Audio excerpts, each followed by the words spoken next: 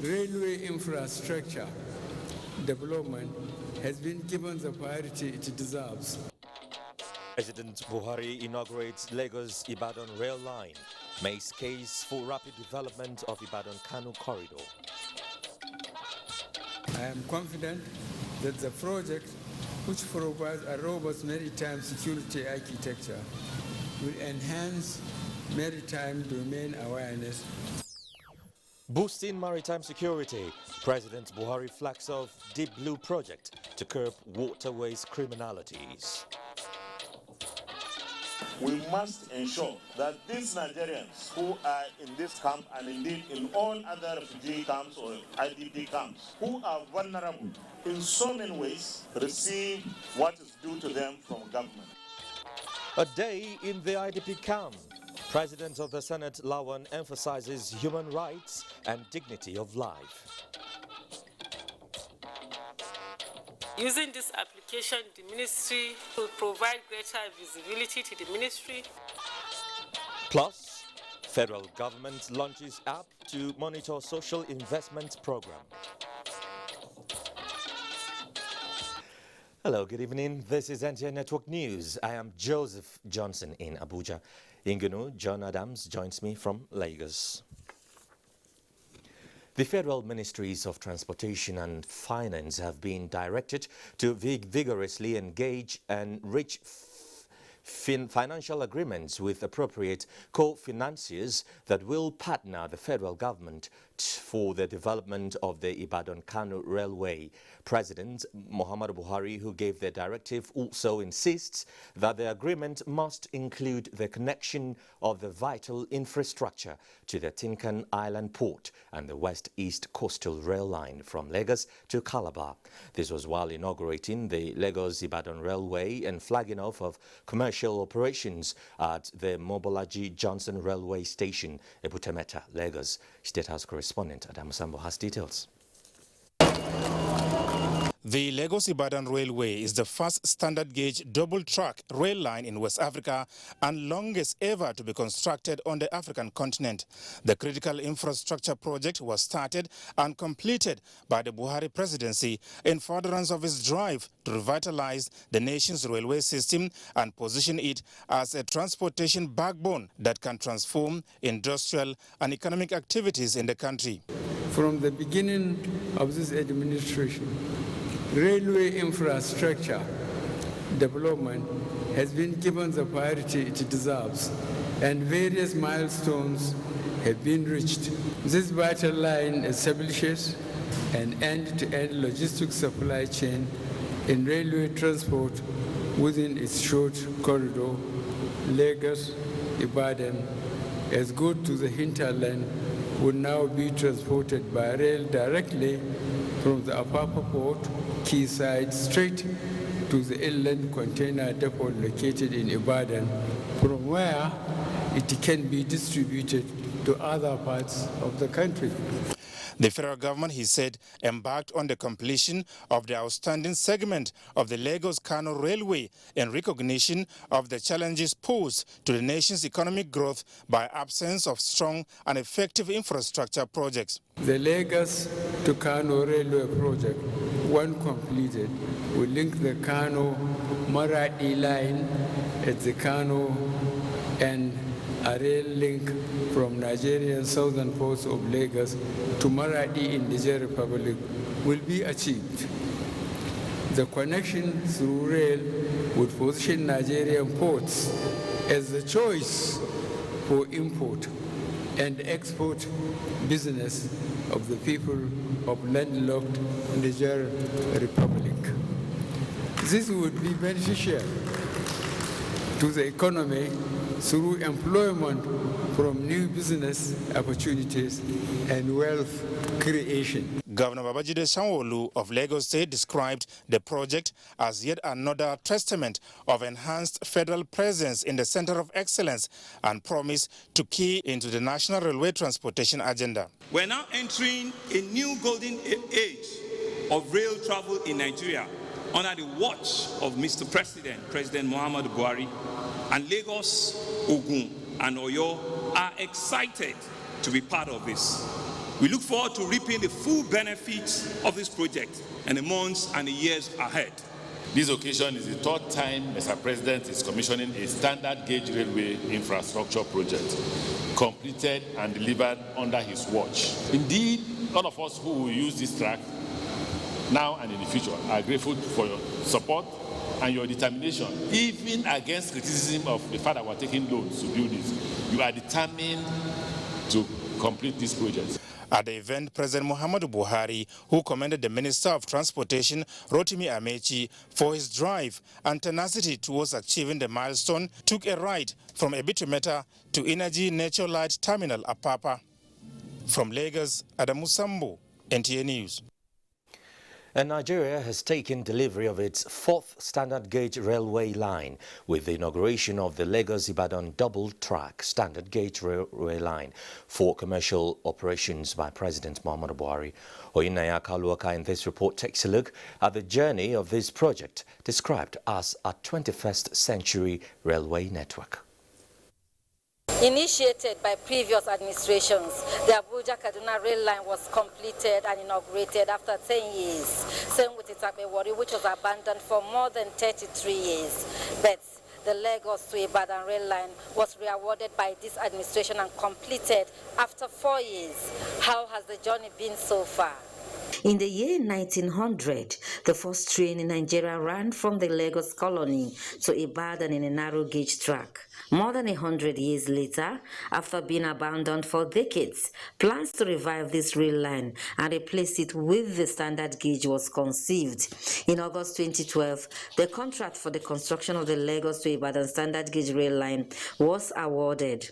But due to funding problems, the project never saw the light of the day. With the coming of this administration in 2015, plans to resuscitate this rail line was given top priority. In 2016, the Lagos to Ibadan rail line project was re-awarded, but this time around it was renegotiated and redesigned to accommodate more modern facilities. Funding for the project was made available by the Nigerian and Chinese governments. With the agreement sealed by both partners, the project took off on a high speed, with a groundbreaking ceremony on the 7th of March 2017 by the Vice President. Same year, construction began, equipment were rolled out, and workers mobilized on site. It's going to be followed by ballast filling, and then you have the track. To check delay and execution of substandard projects, the Minister of Transportation, Chibike Rotimi Amechi, deployed regular inspection. The minister was not only passionate about this project, it was as if it was his life. Before long, the project started taking shape. Massive state-of-the-art 11 train station constructed along the corridor. Opening up the country is critical to development, to culture, to productivity. And I'm happy to see it being resuscitated. To ease movement of goods, the rail line was further extended to the seaports. Along the line, construction was delayed, but in all this, with the commitment, determination, and the zeal of the federal government, the Lagos to Ibadan standard gauge rail line has come to fruition. Even against criticism of the fact that we're taking loans to build this, you are determined to complete this project. We will leave from here, Mr. President, and move by the end of the month to Kano Kaduna. We've secured approval from you to commence construction. When I came in here, I said, wow, because it's not just that a station is a terminal is being provided, but the quality, the style, the beauty and the magnificence. The rail line connecting 3 states is expected to move hundreds of passengers and freight, thereby transforming the social and economic lives of the people. The project is part of the railway modernization in the country. Oyinaya Kaluoka, NTA News.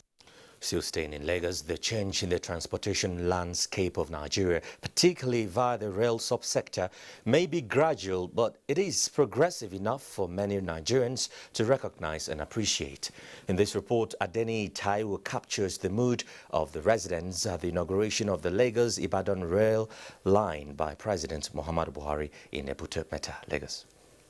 My name is Nick Jones. I'm a third generation of this state, I can tell you. She was one of the early callers at the Mobolaji Johnson train station, Ebute Metta, where President Muhammadu Buhari formally inaugurated the Lagos-Ibadan rail line for full commercial operations.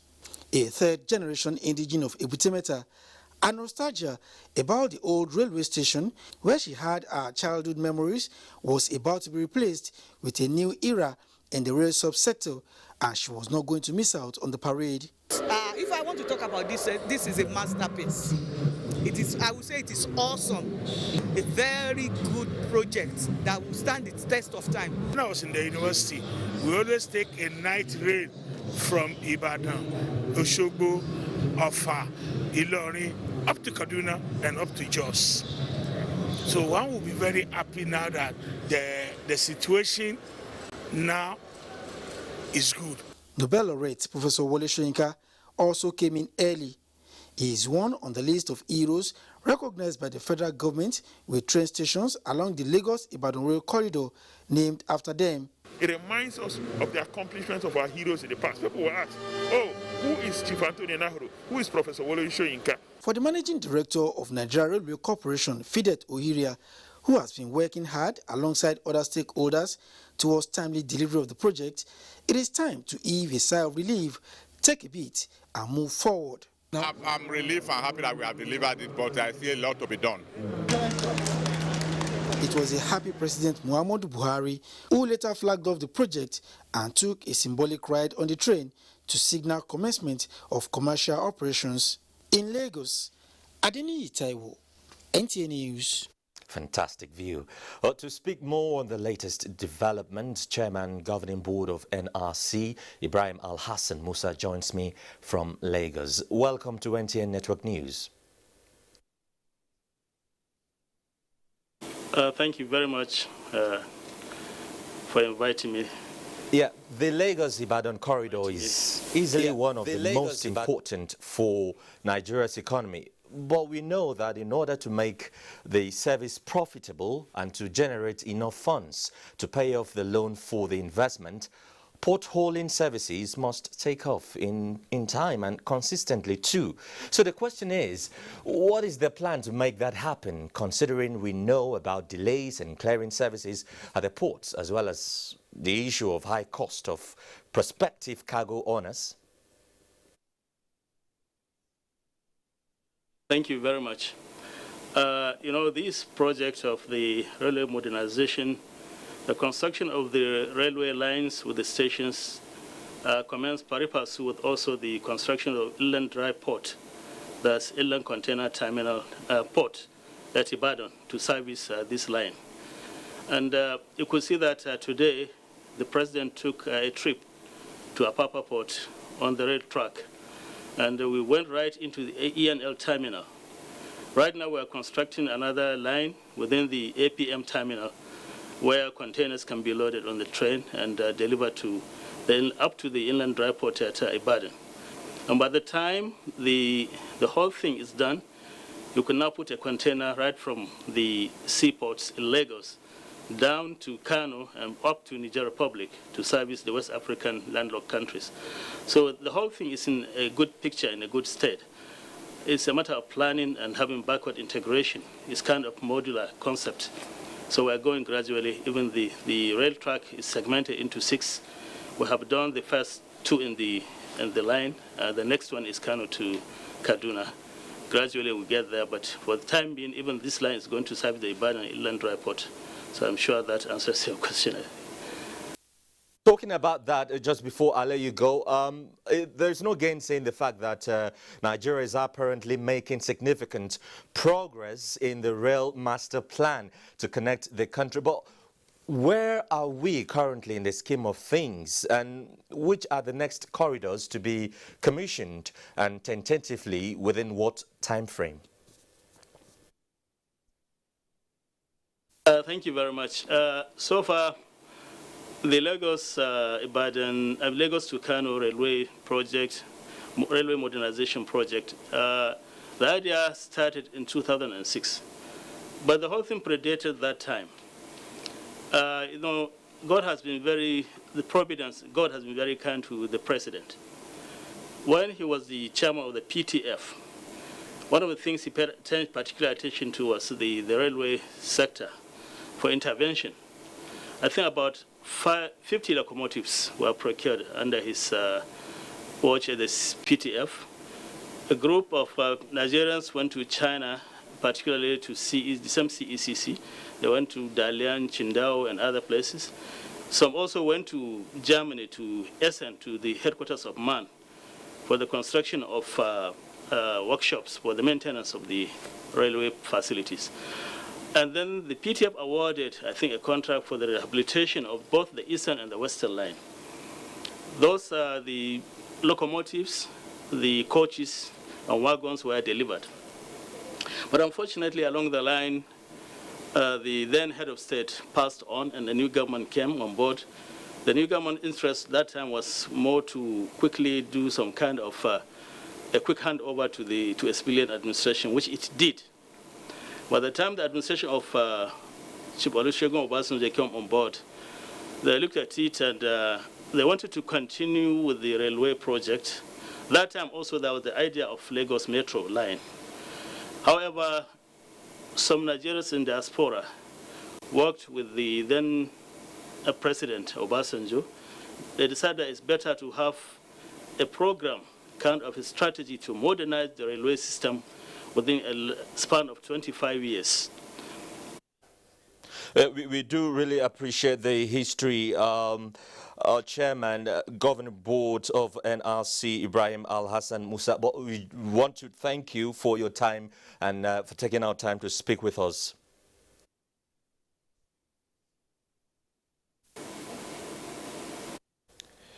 Okay, I'm afraid let's just take some messages at this point, and when we come back, we have plenty more for you. Do stay with us. You're still watching NTA Network News with me, Joseph Johnson. The Integrated National Security and Waterways Protection Infrastructure, otherwise referred to as Deep Blue Project, has been inaugurated by President Muhammadu Buhari. This is in furtherance of his administration's renewed commitment towards enhancing safety and security in the nation's maritime domain and the Gulf of Guinea for economic development. State House correspondent Adam Sambo reports. Conceived by NIMASA in 2017, the Deep Blue project fortified with land, sea and air assets to comprehensively tackle maritime security threats has, among other objectives, the enforcement of safety of lives at sea, enforcement of maritime regulations and prevention of illegal activities in the inland waterways as well as Nigeria's exclusive economic zone. The project is the final piece of our strategy for combating the menace of piracy and sea robbery in not just our waters, but also in the Gulf of Guinea. The aim is to stabilize and increase economic activities in this environment with a view to reclaiming the huge foreign exchange that is hitherto been lost to piracy in the Nigerian maritime environment. Mr. President, when we took over, we were number 3 in the world in maritime security. Now we are number 1. President Muhammadu Buhari described the flag-off of the Deep Blue project as an important step towards tackling collectively piracy and other maritime crimes in Nigeria and the Gulf of Guinea, as well as a demonstration of government's strong commitment towards ensuring security. This intervention, no doubt, will facilitate a conducive environment for the maritime sector to thrive and contribute to the diversification of the Nigerian economy. The president said with international waters accounting for over 80% of transportation requirements of the global economy, concerted efforts and innovative actions are required towards confronting the attendant challenges of security. I am confident that the project, which provides a robust maritime security architecture, will enhance maritime domain awareness capability and improve law enforcement action particularly in the prosecution of suspects under the Suppression of Piracy and Other Maritime Offences Act, which I signed into law in June 2019. He described as welcoming that since coming into force of the law, 10 convictions have been secured for various offences under the Act. From Lagos, Adamu Sambo, NTA News. Meanwhile, key players in the maritime sector are already envisaging the spectrum of possibilities the inauguration of the Deep Blue project will unlock in the maritime domain. Imolayo Tokede Ogunforua, who was at the official launch of the critical maritime assets, reports on some activities on the sideline. The arrival of President Muhammadu Buhari from the inauguration of the Lagos-Ibadan standard gauge rail line is a clear determination of his administration's resolve to revolutionize the transport sector both on land and sea. The Deep Blue project, the first integrated maritime security strategy in West and Central Africa, will secure Nigerian waters up to the Gulf of Guinea and will tackle maritime security on land, sea and air. This effort to secure the waters will give Nigerians more leverage to harness the enormous resources in the maritime environment and aid the drive towards economic diversification. When we get our security right, it will get down the cost of shipping. That's one, which is good for stakeholders. Then, of course, safety of the goods and safety of the people. It is an assurance to the international trading community that Nigeria has taken full control of its maritime waters. Command, Control, Communication, Computer and Intelligence C4I units for intelligence gathering and data collection, armored vehicles for coastal patrol, special mission vessels and fast interceptor boats, special mission aircraft for surveillance and helicopters for search and rescue operations are among the assets acquired for the project. This project, a collaboration with security agencies, is designed to improve operational capacity of stakeholders. In Lagos, Imolayo Tokede Ogunforua. Now, Greg Ogbefun, a maritime security expert, joins us from Lagos to speak more on the issue of maritime security. Greg, thank you for joining us tonight on Network News. Thank you for having me. Clear that growing concerns about maritime security prompted the efforts to boost the capacity of the Navy. The Gulf of Guinea remains a major source of concern. So let me ask you this. Would you say we are successfully linking our strive to boosting capacity with regional cooperation to achieve desired results? Absolutely. I would say confidently that we are winning in that effort. I mean, what happened today is an international breakthrough in curtailing the activities of piracy in the Gulf of Guinea. And I think this administration must be commended for making this a reality today. And we look forward to the big gains of these efforts. All right, so what other recommendations do you have to reduce waterways criminality, to boost security and maritime business operations in Nigeria? Well, I think the aspect of fighting piracy should only be a part of it. We need to also do a little bit of work on why our people are getting involved in piracy and see how we can reduce that tendency by providing alternatives for these people. We have to look at the environments where they are, if there are things that can be done to distract them to more productive engagements than these activities that are not very social.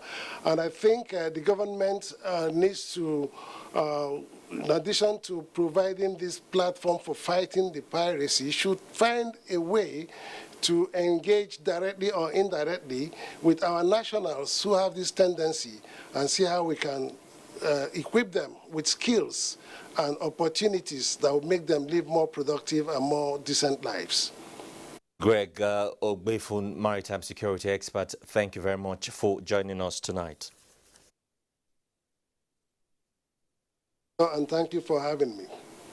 Still talking security though, the federal government has vowed to act firmly and decisively against anyone or group of persons carrying out attacks on the nation's police force and other security personnel.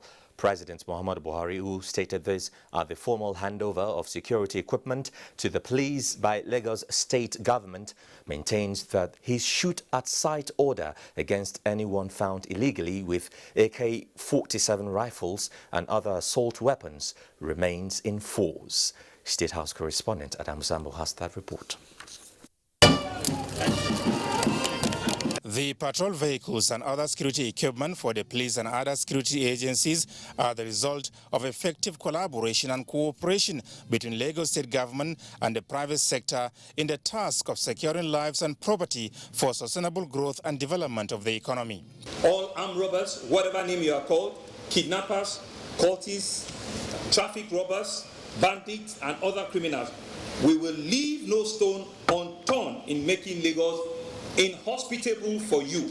I restate our loyalty, commitment, and determination to reclaim all public spaces from the hands of hoodlums and continue to work with all stakeholders in strengthening security and public safety. President Muhammadu Buhari said the newly acquired security equipment will go a long way in boosting the morale of the police and further enhance their capacity to fight crime and criminality. Lasting security, he said, is a necessary foundation for business, investments, and true prosperity. Hence, the resolve by his administration to strictly abide by its constitutional oath to secure lives and property of Nigerians. As Commander-in-Chief, my primary responsibility remains the security of the country and the safety of all citizens.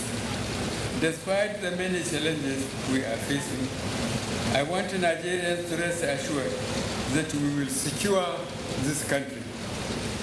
We will secure our infrastructure, our highways, our communities, and our forests, and we will secure the lives of our people. The president, who takes pride in his administration's unprecedented effort at reforming and repositioning the Nigeria Police Force and national policing architecture, charged the Inspector General of Police to leave no stone unturned towards rebuilding the morale of his men so as to sustain efforts at restoring peace to troubled parts of the country. A nation that turns its police personnel and infrastructure into targets of violence and destruction is a nation on the path of self-destruction. We will act firmly and decisively against any and all persons fomenting or carrying out attacks on our police force and other security personnel. The president used the opportunity to commend the Lagos State government for showing a truly resilient spirit in the face of the massive destruction suffered in the aftermath of the NSAS protests. From Lagos, Adamu Sambu, NTA News. And now let's get more reports from Lagos, where Hingino is standing by. Hingino. Thank you, Joseph. 3 drug peddlers have been intercepted by the officers of the National Drug Law Enforcement Agency, NDLEA, at the Murtala Mohammed International Airport. Abolade Salami reports that a suspect who ingested the hard substance excreted some airborne. Security clearance of passengers on Qatar Airline from Kenya at the E-Arrival Hall of Murtala Mohammed International Airport. The suspect, Agudozei Peter, was arrested with 76 pallets of cocaine weighing 1.150 kilograms. At the point of his arrest, 36 pallets of cocaine were concealed in his underpants, while on observation, he excreted additional 40 pallets. So they stopped the cannabis inside. As the officers of the agency were profiling the suspects, operatives at the Sako Export Shed of the airport also intercepted 4.2 kilograms of heroin bound for Italy, with the arrest of 2 freight forwarders alleged to be in connection with the seizure. Capacity has been given to the officers, and we are seeing the results now. Almost all the people that have been picked were either in one way or the other targeted, or even if they were arrested through physical profiling at the airport, you see that their name is replicated in our targeting list. The suspect arrested during inward security clearance of passengers on Qatar Airline from Doha with 600 grams of cocaine cleverly concealed inside Ankara dress buttons with an alleged fake Ghanaian passport to evade security checks, claimed ignorance of the consignment. I apologize to my country, Nigeria, for them to have mercy. It's quite unfortunate, and I feel so sorry, and I ask the government to temper justice with mercy. Commander Amadou Galba says the agency is on a mission to rid the country of drug trafficking, and officers and men of the airport's command are battle ready to ensure a drug-free society. In Lagos, Abolade Salami, NTA News. For the past 12 years, the Phil Primer Food PLC, makers of Indomie instant noodles, have been putting smiles on the faces of Nigerian children, recognizing and rewarding courageous acts that most times go unappreciated. Well, it's that time of the year again, and the search for heroic children deserving of the Indomie Independence Day Award has begun. Joy Ken Abapoya was at a media briefing where the announcement was made in Lagos. This press conference signals the takeoff of the 13th edition of the annual Indomie Independence Day Award, targeted at encouraging and rewarding acts of physical, social, and intellectual bravery in children aged 15 and below. To break the glass for me, to grab my brother, and show him how to be waiting hands. By that time, fire already burning my leg. To make up for the 2020 edition that was skipped due to the COVID-19 pandemic, entries for last year are being considered, and the management of Duffield Primer Food says the award is significant as it is rooted in the recognition of children whose efforts are very often overlooked. Today marks the beginning of the quest where we are going to start searching for these young heroes across the nation who bring a lot of pride to us and the nation. We're expecting that this year's program will be bigger and better because, of course, we've added another 2 more categories to this initiative. Initially, we had the physical, social, and intellectual bravery. So we're adding 2 more categories. It means that there will be more categories, and of course, there will be more winners to be expected this year. Cash prizes and a year's worth of product are up for grabs in the Indomie Independence Day Award proper, scheduled for October this year. When we see organizations like Duffield doing what they're doing to invest in young people and to help young people achieve their potential, there's no better joy because children are the future of our country, they're the heritage. Participants for the event are drawn from the 6 geopolitical zones of the country. In Lagos, Joy Ken Abakuya, NTA News. We now take a break. Network news continues shortly. Thanks for staying with us. Now let's turn our attention to the National Assembly because the President Muhammadu Buhari has felicitated with the leadership and members of the 9th National Assembly on the 2nd anniversary of the Assembly, extolling the legislature's deep sense of duty and diligence in handling issues related to the development of the country. President Buhari also salutes the vision, courage and patriotism of the Assembly, noting with appreciation the understanding and maturity of the lawmakers in speedily processing bills that directly impact the welfare of Nigerians, courageously finding common grounds to move the country forward and passionately carrying out their oversight functions with justice and fairness.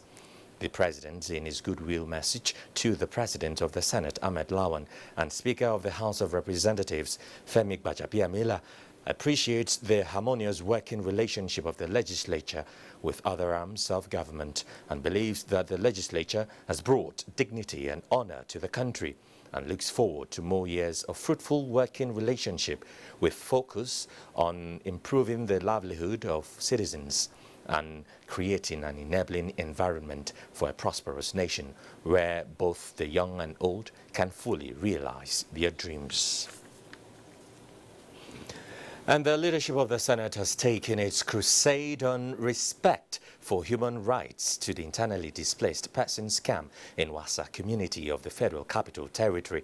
President of the Senate, Ahmad Lawan, led the senators where he emphasized that the provision of amenities and security at IDP camps is not a favor, but a constitutional obligation on governments at all levels. Ignatius Nkwo reports. It was immunization day at the Wassa internally displaced persons camp in the southern part of the Federal Capital Territory, Abuja.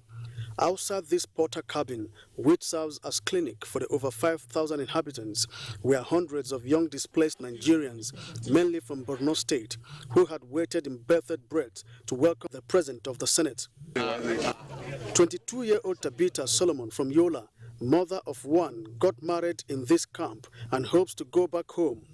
But before then, inadequate water supply, foodstuff, and poor health facility are teething problems. We are staying here. Sometimes, when there is no water, we will go about looking for water. Their message was clear: treating the internally displaced persons with dignity, provision of amenities, and concerted effort towards returning them back to their homes. We must ensure that these Nigerians who are in this camp and indeed in all other refugee camps or IDP camps, who are vulnerable in so many ways, receive what is due to them from government.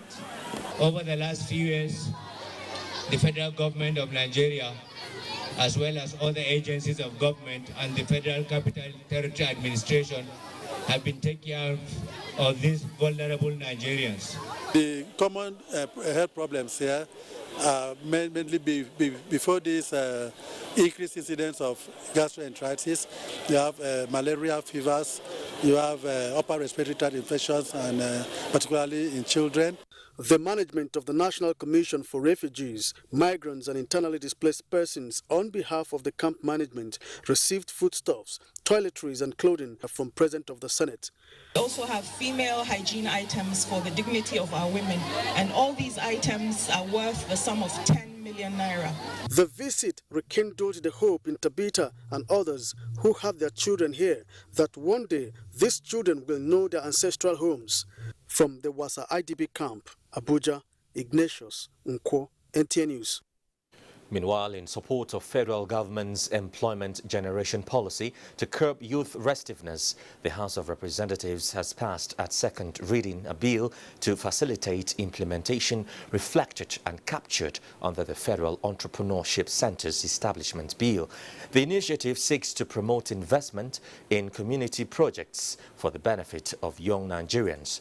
National Assembly correspondent Lamiali reports on these and other considerations at House plenary Thursday. The Federal Government Entrepreneurship Centers Establishment Bill, sponsored by Usman Zanna, seeks the creation of such centers in local government areas across the Federation for the purpose of building capacity and making the youth more innovative and self-reliant. The project is designed to term as a game changer in providing training strategies and certification programs that will assist young Nigerians to embrace micro, small, and medium-scale enterprises as an alternative to an employment option.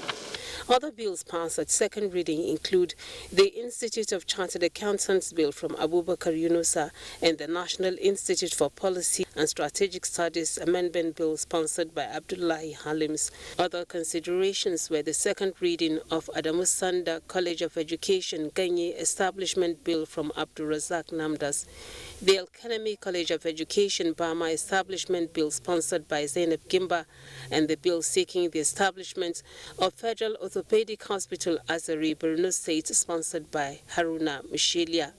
Azari in Borno State, Your Excellency, which is the capital of our local government, is centrally located in the northeast zone, where if you move 150 kilometers in all directions, you would have gone to all the other 5 states in the zone. The security breaches in Niger State, the recent of which is the abduction of school pupils in Chagina, raised by the Niger State Caucus, saw House members urging the federal government to secure the release of the abductees. The House also resolved to investigate recent attacks in parts of Benue State, which left scores dead and property destroyed, as moved by Godday Samuel. The need for the federal government to comply with the Niger Delta Development Commission Act on Constitution of Governing Board was supported. Despite Section 4 and 12 of the NDDC Act, the position of the board chairman, managing director, and 2 executive directors are solely occupied by Ibom, Bayelsa, Delta, Rivers, Cross River, leaving out Ondo State, Imo State, and Edo State. Plenary has been adjourned to 29th June 2021. From the National Assembly, Lami Ali, NTA News.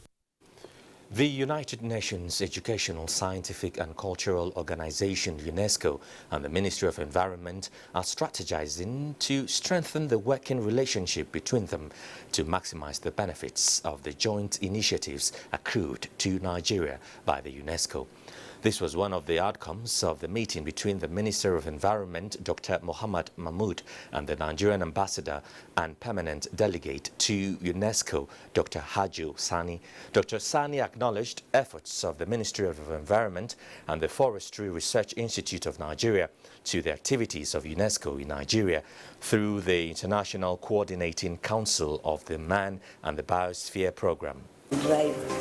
I'm here to do my best and to bring a new dimension of ideas to the work of Nigeria in Paris, as well as innovation that we know will be of mutual benefit and what we can drive from. I also want to appreciate you and for all the work, good work that has been done, and maintaining the progressive, positive image of Nigeria through the excellent work of the UNESCO. The immeasurable and multidimensional contributions of UNESCO, that is MAP, Man and Biosphere Program in Nigeria, have really been impactful in terms of relevance, peace and sustainable development, human and socio-economic growth, ecosystem conservation, as well as advancement of biological and cultural biodiversity.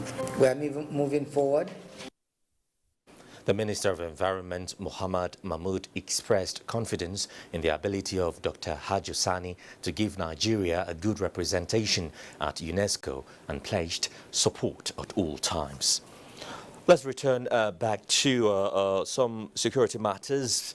Managing adverse weather conditions for safer air operations topped the agenda at the routine Nigerian Air Force Operations Safety Seminar held at the 011 Mobility Command, Abuja, aimed at improving air safety consciousness in line with global best practices. Defense correspondent Najatu Tijani reports. Sunny skies, but knowing how unpredictable the weather is, it might take a turn for the worse. And for the Nigerian Air Force pilot, this means he has to be well equipped with knowledge and tactics to enable him surmount this unpredictable weather should it take a turn for the worse. And that's why here at the Headquarters Mobility Command of the Nigerian Air Force, this seminar is taking place to ensure that the Nigerian Air Force pilot is routinely updated in line with global best practices. In extreme cases, it poses very grave threats and danger to flight operations. All we can do as aviators is to manage this manifestation of Mother Nature. Accordingly, administrators and operators of those air assets are well informed on their respective responsibilities to safely deploy and operate the assets considering prevailing weather conditions. With a cross-section of Air Safety Nigerian Air Force personnel in attendance, the training, which features lectures on weather risk management in air operations, also seeks to preserve vital Nigerian Air Force assets and human resources to address prevailing security challenges facing the country. Naja'atu Tijani, NTA News. Minister of Women Affairs Pauline Talin has tasked Nigerian women to rise up and assert themselves as mothers, wives and caregivers who sue for peace at home front in order to nip some activities in the bud which are capable of emerging as security challenges in the country. She made the call at an emergency meeting with representatives of women groups in Abuja on the state of the nation. Momso Demendati reports. It's an emergency women's meeting.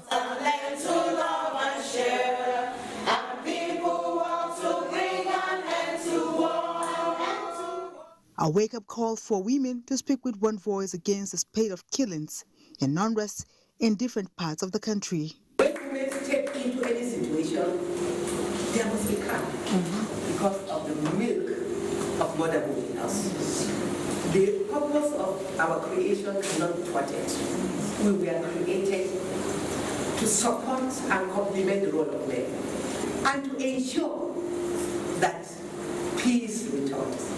Talking to every one of us from the top to the illiterate woman in the village, and when you see your children falling back downs, beginning to exhibit bad, dangerous character and behavior, it's your duty to begin to, call that child to order. We must speak out in every street of Nigeria. We must say no to war. We cannot afford it. We are the losers. It is very critical that we must sit on the round table as a people. The consensus here is that Nigeria must remain united and dialogue should be initiated to resolve grievances. In Abuja, Momso Demendati, NTA News. And experts at the ongoing African Regional Women Council Conference are urging the federal and sub-national governments to redouble efforts in the fight against gender-based violence in Nigeria. Comfort Amodu reports that conversations at the conference, organized by the Development Research and Project Center with the support of the Ford Foundation and the National Council for Women Societies, centered on key drivers of gender-based violence and measures to tackle the scourge. Fathers abusing their daughters. A Unesco report puts 1/3 of women across the globe to daily experience rape, molestation, domestic violence and other forms of gender-based violence, and Nigeria inclusive. With increased conversations on strategies and ways to strengthen advocacies on gender-based violence at the community levels, voices are getting louder against gender-based violence in Nigeria, with more advocacy to domesticate the Gender-Based Violence Act. This forum, attended by more than 1,000 women from the 774 local governments, discuss factors and drivers of gender-based violence in Nigeria. If the laws that punish the offenders are not implemented, then it will go on. All we need is sensitization, more aggressive sensitization of the people in the society. Even a father going against his own biological daughter. So at the rate of which this war is going now, I'm telling you, in 2 to 3 years we shall end it. With the theme sexual and gender-based violence, an evil that debases women's productivity globally, panelists at the conference want a collective fight against all forms of violence, with emphasis on economic empowerment of women. People who financially they are not standing, I tell you, this war will be very challenging. The consensus is that speaking out against violence against women will curb the scourge. In Abuja, Comfort Amodu, NTA News. Let's take a break. We're back shortly. 4,452 independent monitors in the Federal Capital Territory are slated to now monitor the national social investment programs utilizing digital platforms. The Minister of Humanitarian Affairs, Disaster Management and Social Development made this known during the flag-off of the distribution of engagement letters and tablets to the trained monitors in Abuja. Ruth Aguele reports. Faithful Uzoma is only 19, an undergraduate, but already in the limelight to drive the success of the federal government's national social investment programs. She is among the independent monitors shortlisted to carry out the task of ensuring transparency in the implementation of the various programs. I hope to, get the opportunities to meet the various departments, the NPower, the Jeep, the feeding program. Once I get the opportunity, I'm going to put in my best. To effectively carry out this task, the Ministry of Humanitarian Affairs, Disaster Management and Social Development flagged off the distribution of engagement letters and devices for the trained monitors in the Federal Capital Territory, with the launch of the Social Investment Management Information System application. Using this application, the Ministry sees real-time report of activities of the independent monitors on the field. We can view reports submitted and see the NC performance indicators by states and detect areas of challenges. This will provide greater visibility to the Ministry and equip us with information to follow up with implementation happening at the state level. The application is developed to help you submit timely reports and to give the ministry insight into what is happening on the field. I intend to carry out my responsibility with my duty diligently. Equipped with the required tools, Faithful and her colleagues become the eyes of the ministry in seeing to the day-to-day implementation of the National Social Investment Programs. A stipend of 30,000 naira will be paid monthly to the monitors. In Abuja, Ruth Aguele, NTA News. And that's the news. Thanks for watching. I'm Joseph Johnson. Let's just remind you that you can be a star when you connect with the NTA to stand against rape and rapists. Good night.